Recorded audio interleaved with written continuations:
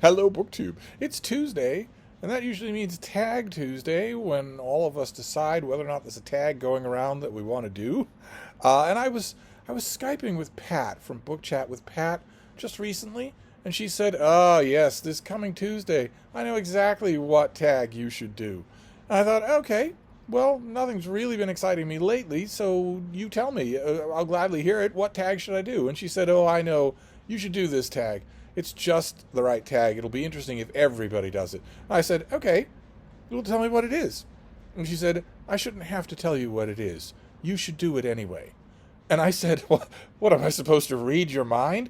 And she leaned forward and rested her arm on the top of a surprisingly large battle axe that looked like it was covered in nicks and notches and what I'm hoping was ketchup stains. And she said, "Which is easier, to guess which tag or to survive my wrath?" So I set to guessing. And I am guessing that I know what it is. It's the "Let Me Introduce You" tag that was created by Melinda at Web of Stories. And I will, of course, leave a link to her original. And since I know what's good for me, I'll leave a link to Pat's channel as well. And this is a tag in which you introduce an author to your viewers. And tell them a little bit about that author, tell them why you would recommend it and how you would recommend it. I think it's a really neat idea. I think it would be great if everybody did this. In other parts of BookTube, if this tag were introduced, it would result in 375 videos about Stephen King. But in this corner of BookTube, I bet that didn't happen. I bet you'd get a lot of interesting people. And I want to introduce you to a character today, an author that I want you to give some thought to. No idea if this author is still in print.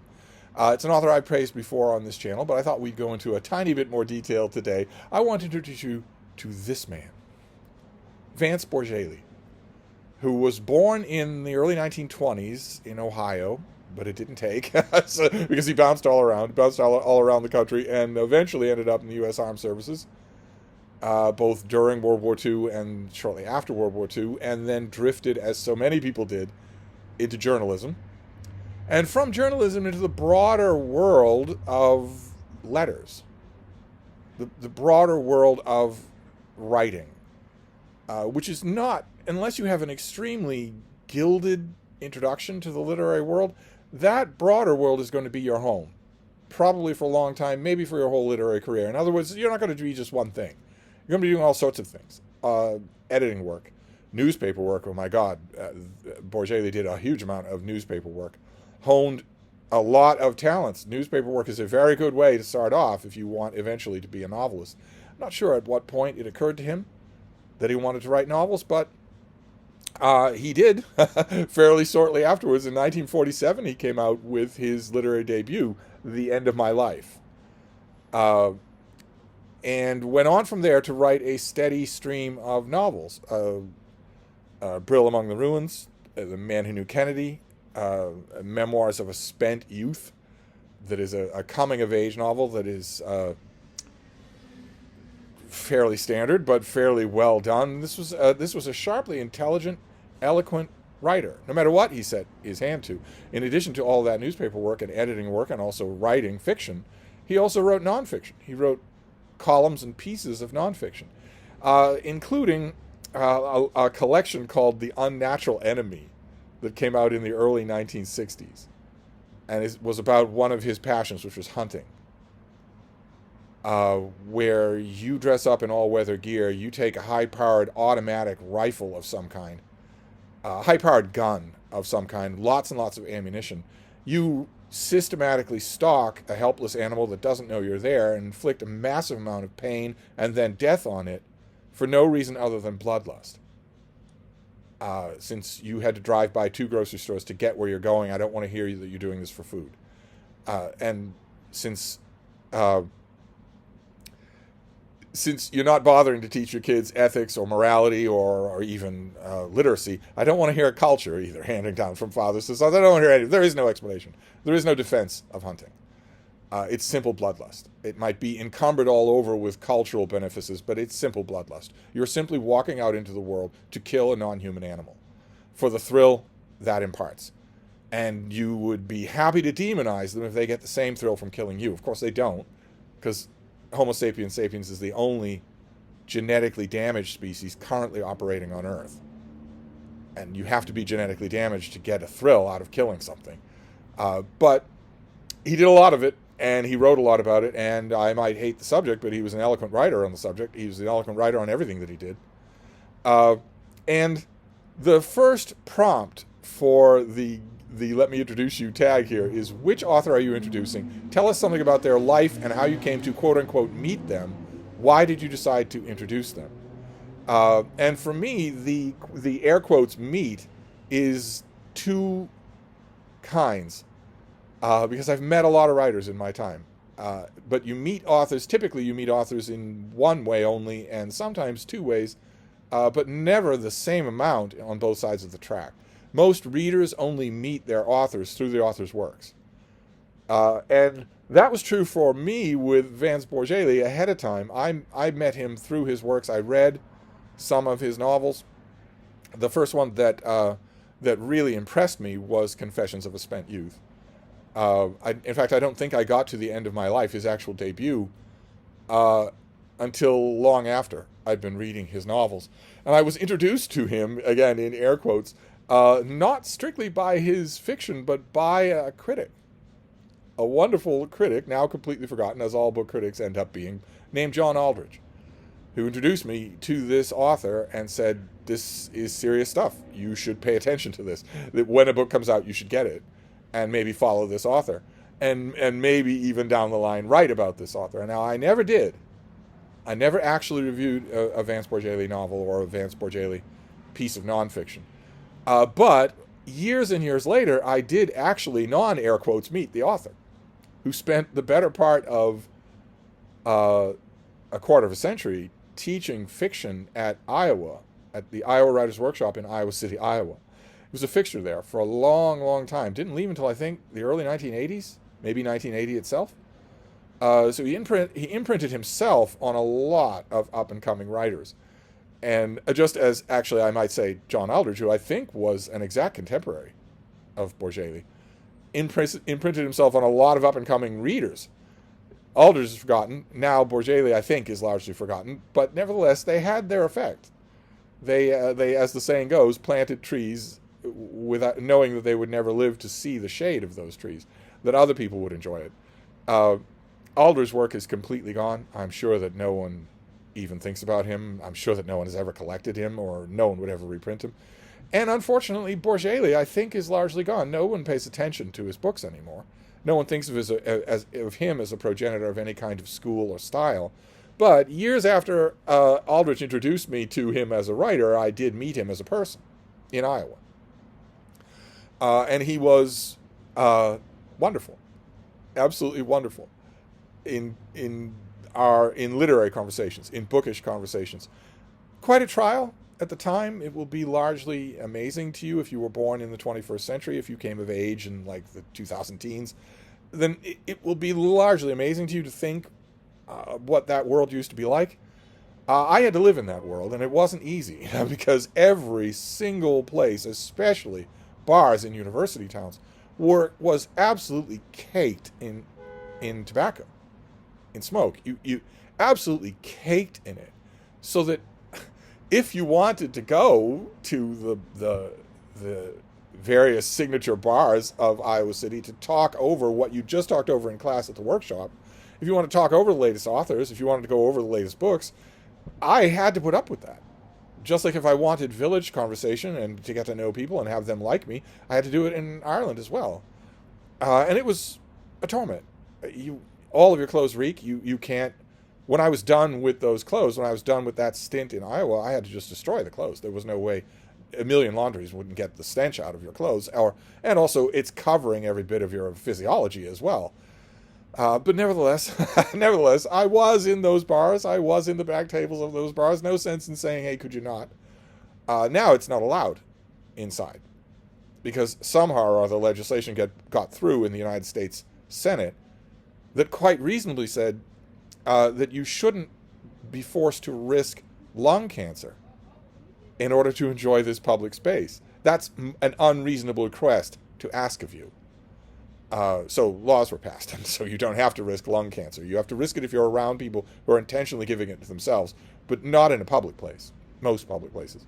At the time, though, in Iowa City, if you wanted to talk about, well, the man who knew Kennedy, or anything, and not necessarily even Bourjaily, but the latest thing that Norman Mailer was doing, or that John Barth was doing, you had to go to places like that, and I did. I had plenty of animated conversations, both there and afterwards. And this writer kept on going. He died in 2010, and the last long years of his life were fallow. As far as I know, I have heard rumors that in the 1990s he was working on things. Nonfiction, a long memoir, and also another novel. And he did come out with some books in the 80s, I believe. But there's a long period at the end of his life where there are no published works, and I think there are manuscripts. It's just that no one cares enough to go and find them, or even to confirm. I think he has a living son, to confirm with his son whether or not they're family archives, whether or not anybody's interested in writing a biography of this guy. They should. They absolutely should. So that is the author that I'm introducing to you, who you may not have seen. You might find paperbacks of The Violated, or Man Who Knew Kennedy, or something or other. I almost never see most of his books out in the wild, but you might see them, and you might want to give it a try. Then prompt number 2 is, what type of books does your person write, the person you're introducing to us? Such as, what kind of genres do they write in, or what authors are comparable to them? Well, like I mentioned, Bourjaily wrote in all the genres that were out there in the literary world. It's what men of letters tended to do in the mid-20th century. So he wrote a rack of novels, and some of them are quite good. One of them, I believe, is brilliant, an absolute masterpiece. I'll get to that in the third prompt. He also wrote editorials and book reviews that I don't believe have ever been collected, and also nonfiction, those columns and reminiscences for Field and Stream or Bloodthirsty Monthly or whatever, about going out into the wilderness to shoot something that doesn't know you're there. Listen to it scream in horror, and then maybe, if you're feeling generous, walk up to its writhing, pain-racked body and snap its neck. But if not, then not. He wrote a lot about a lot of those things. He wrote a lot about a lot that isn't... I think Unnatural Enemy is a collection of hunting pieces. And then I think later, after that, years later, he also collected a piece of general out and about killing things, not just in Iowa, but elsewhere, more killing things columns. I think there are 2 books like that by him. But that's just the work that was collected. There's a lot that wasn't, that as far as I know, has never been collected.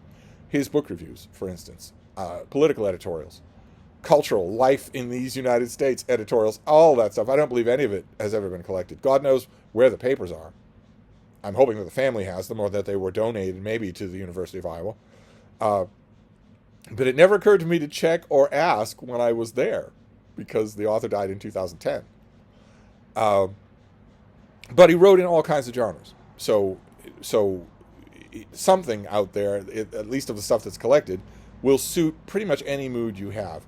Although, the question in the prompt of how I would describe him, see, there's Confessions of a Spent Youth. One cover, anyway. I've never seen this cover, but I like it. 3 personas. You've got Brill Among the Ruins. This is The Unnatural Enemy. This is his hunting book. Where you go out into the wilderness on a beautiful day, you bring an engine of destruction, and then you resort to trickery. You have to trick. You either stalk the animal that you're hunting, or you have to trick them. In this case, the hunter is tricking the enemy. There's nothing about it that's honorable. There's nothing about it that's honest. Instead, you trick the enemy into, in this case, taking flight or maybe landing, so that you can blow a hole through them for the joy of doing that. And as you can tell from that description, well, not that description, that part of the description is just me, obviously. I've got a few axes to grind with this author that I will never get to finish. We'll never have this argument again. But as you can tell from my description, this author wrote a lot of different things, and that raises a question of who you compare this person to. who might be comparable. If you're recommending a 21st century thriller or a police procedural or mystery writer, as Melinda herself does in her video, I'll leave her video linked as well, no matter how good that author is, comparisons are going to be fairly easy to do. Like, for instance, she mentions William Kent Kruger and mentions Craig Johnson, the Longmire books, as a comparison. That's a perfect one-to-one comparison. Also, there are a couple of others that come to mind. But Bourjaily was a different kind of thing. It's not like he was the only person writing fiction in the middle of the 20th century, but there was a sensibility at the time, inculcated in the workshop at the time, totally absent from any workshop now, and totally absent from the literary world now, that was very much present then. In the 1960s, the early 1970s, certainly the 40s and 50s. And I don't know any word to describe it that isn't going to make me sound like an old fart. Which I'm not. I'm a sexy 28-year-old. But the word that first comes to mind for that quality is maturity. And it is missing today. Now, you might say, no, it's not. What are you talking about? What about Jonathan Franzen? What about Marilynne Robinson? There's something that I'm talking about. There's a quality that I like Marilynne Robinson. I can't stand Jonathan Franzen, but neither one of them are mature writers, in the sense of the word that I'm talking about. If we leave Franzen aside, since my contempt for his literary output is well known, we could do the same thing with David Foster Wallace. I would think that if you take a step back from David Foster Wallace's fiction, it's easy to see what I'm talking about. It's easy to see the juvenile aspect of it, the lack of maturity in it, inherent in it, baked into its DNA. And much as I hate to say it, if you take a big step back from Gilead by Marilynne Robinson, I think you'll see the same thing. Certainly in Housekeeping, her breakout debut that Aldrich didn't like, you'll see there's a kind of winsome playfulness there, a kind of, I don't really care, my feet don't reach the floor, so they're swinging frivolity. That is, the book gets serious, but there's a kind of frivolity baked into the DNA of it. The writers that I'm talking about, from whose ranks we draw the mid-century misogynists that I hate so much, but it was true of all writers at the time, almost all of them, even the ones who weren't mid-century misogynists. The quality that I'm talking about was almost universal. That this is serious. That we're doing something serious. That we're writing for the ages. Now, everybody at the time knew that almost certainly was not true. Bourjaily knew that. He knew perfectly well.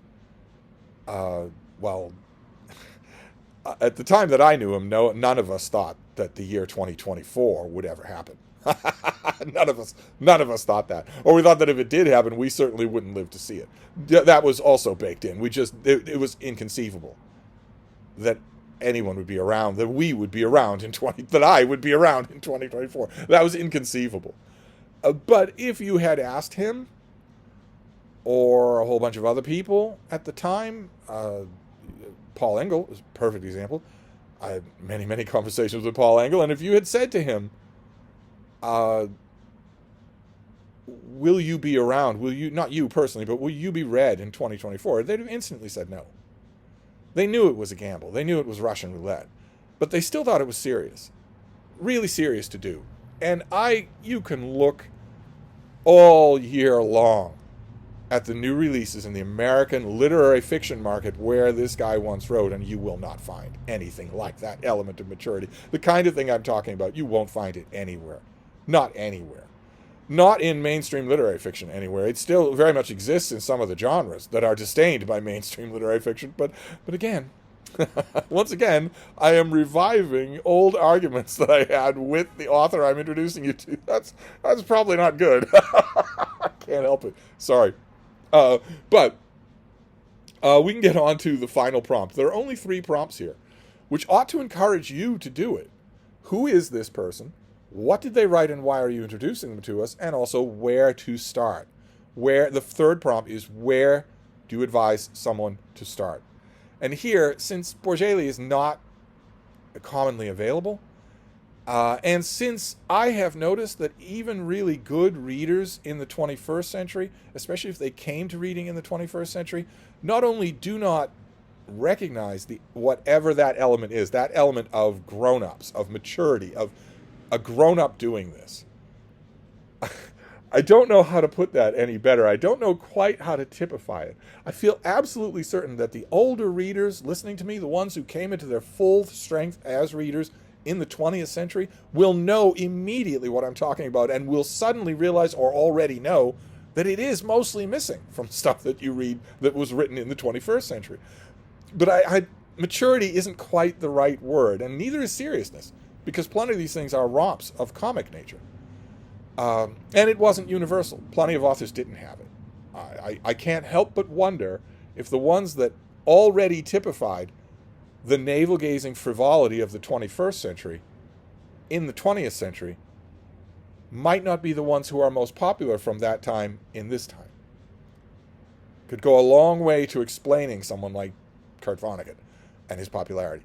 But when it comes to Bourjaily, since I don't imagine you're going to make a life study out of finding his works and reading them, and since if you don't deal with online commerce, you will almost never see any of his books, my suggestion for where to start would be the aforementioned masterpiece. Because during his long time at Iowa, in Iowa City, Iowa,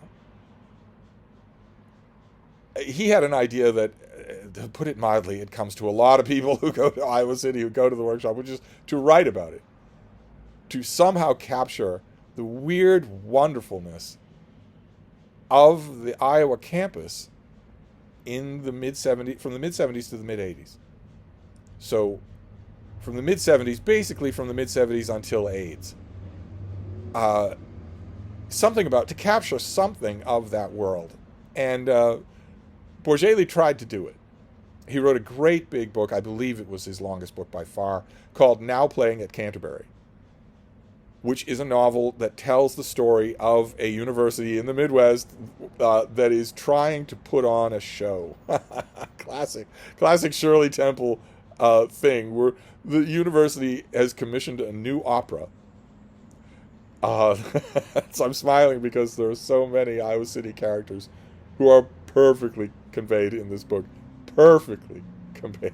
Their names aren't in the book, and enough details have changed so that all they'll get is sore. They won't get a lawyer. But when you're reading this book, when you're thinking, for instance, of a certain, nobody's going to know this, but of a certain era, if you're thinking of Iowa City and you're thinking opera, you think of the name Beaumont Glass, and he is immortally captured in these pages. But who's going to know that? Who's going to know that? But he's not the only one. Oh my God. But the university decides to hire a director for this opera. And they get a rumpled old journeyman director who is a stranger to the city. He's a stranger to the weird ways of the university and all these strange young people who are going to make this show, or going to make it or break it on their talent. And what follows is a wild novel. Word balloons, comic book captions, detachable chapters, stories within stories, incredible. The Now Playing at Canterbury is very advised as a title.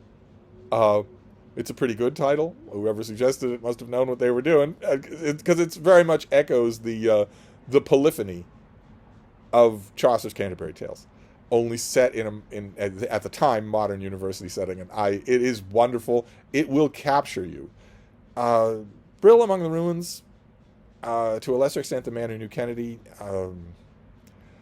Confessions of a Spent Youth would probably work on just about anybody or any man, I should say, who it's a coming of age story. A lot of it will be familiar, even without cell phones and ketamine. But some of those other novels, the novels of his maturity, are somber affairs. They are serious, somber affairs. Now Playing at Canterbury has incredibly dark and somber moments, but it is not a somber book. It's a happy book. It's a joyful book. And it has a humdinger of an ending. Bourjaily was no better at endings than any writer ever is, but it has a humdinger of an ending that will make you cheer, an ending that will have you smiling for a week. This is the kind of novel that will definitely give you what BookTube refers to as a book hangover. So this would be the place to start. If you like elements of the storytelling that are in the detachable stories in this thing, you will find those elements absolutely governing other novels that this author wrote. I don't know about his nonfiction. I'm not 100% sure off the top of my head how much of his nonfiction has been collected in books. And I know the nonfiction about hunting will not appeal to a lot of people who do not engage in the barbaric blood sport of hunting. If you don't do that, then his writing about hunting, no matter how good it is good writing, probably won't appeal to you. So I would say do this. I would say start at the top. Read his best book. And if it appeals to you, its style, maybe elements of his voice, there's other stuff for you to read. So there you go. To avoid the wrath of Pat, I have now done the Let Me Introduce You tag, and now I want you to do it. Of course I do. I want everybody to do this. Pick an author. It doesn't have to be your favorite. There was a very specific moment in a very specific bar surrounded by very specific young people, all of whom went on to literary careers, where Bourjaily looked straight at me and said, "I'm not your favorite author, am I?" And I said, "No, you're not, and I don't think you ever will be." Now,